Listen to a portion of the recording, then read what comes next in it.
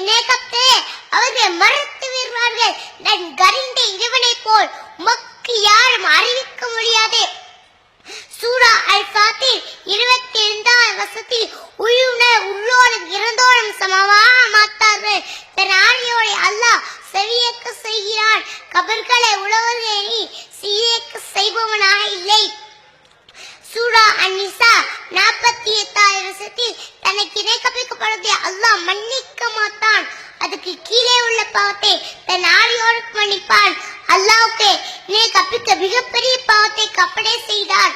நான் கூறியது எல்லாம் தமிழ்நாடு தௌஹீத் ஜமாத் புதிதாக உருவாக்கிய கொள்கை கிடையாது. நான் கூறிய அனைத்து வசனங்களும் அல்லாஹ்வின் வார்த்தைகள். நீங்க எதிர்ப்பதே தமிழ்நாடு தௌஹீத் ஜமாத்தின் கொள்கை கிடையாது. நீங்க எதிர்ப்பதே இஸ்லாத்திய அழைப்பு கொள்கையை தான் நீங்க எதிர்க்கிறீங்க. இதை நீங்க நினைவில் வைத்துக் கொள்ளுங்கள். இஸ்லாத்திய அழைப்பு கொள்கை கோர பேணாத நீங்கள் உங்களுக்கு வைத்துக் கொண்ட பெயர் சுன்னத் வல் ஜமாத். எந்த சுன்னத்தை நீங்க பேணுகிறீர்? மௌலூத் ஓதுவதா சுன்னத்? கட்டம் ஓதுவதா சுன்னத்? ஆடம்பர திருமணம் முடிக்கிற சுன்னத்தாய்? பெண் தேய்ந்து வளர்ச்சி வாங்க சுன்னத்தா? இது சுன்னத் என்று சிந்தித்து பாருங்க. இரண்டு மக்கி மண்ணா போய்த்து போய் கையேந்தி இய்யாக நஅபுது வ இய்யாக நஸ்தஈன் உன்னையே வணங்குகிறோம் உடனே உதவி செய்கிறோம் என்று கூடியீர்களே, இதேதான் அல்லாஹ்வின் முன் தொழுகைக்கும் கூடியீர்கள். யாரை வணங்குங்கள்? அல்லாஹ்வையா? இரண்டு மக்கி மண்ணா பரவலையா? இது நேரே என்று சிந்தித்து பாருங்கள்.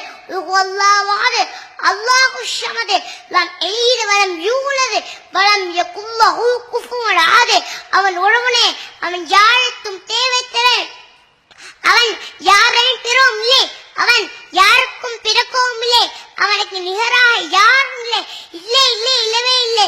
முதலாம் தமிழ்நாடு தௌஹீத் ஜமாத்தின் கொள்கை தர்கா வழிபாடு, தாயத்து தாடு, பில்லி சூனியம் ஏதல், மௌலூது கட்டம் ஃபாத்திகா, பிறந்த நாள் கொண்டாடுதல், ஆடம்பர திருமணம், கொடிமரம் சந்தனக்கூடு போன்ற பல சிறுக்க விதத்தையும் அழித்து ஒழிக்க வேண்டும். இன்ஷா அல்லாஹ் அல்லாஹ் கிருபையால் அனைத்து தர்காக்களையும் தரமட்டமாக்க வேண்டும். அல்லாஹ் ஒருவனை என்று பேசாத்த வேண்டும். ஏத்துவ ஜோதியை நோக்கி பயணிப்போம். வாய்தவான அல்ஹம்துலில்லாஹி ரப்பில் ஆலமீன். அஸ்ஸலாமு அலைக்கும் வரஹ்மத்துல்லாஹி வபரகாத்துஹு.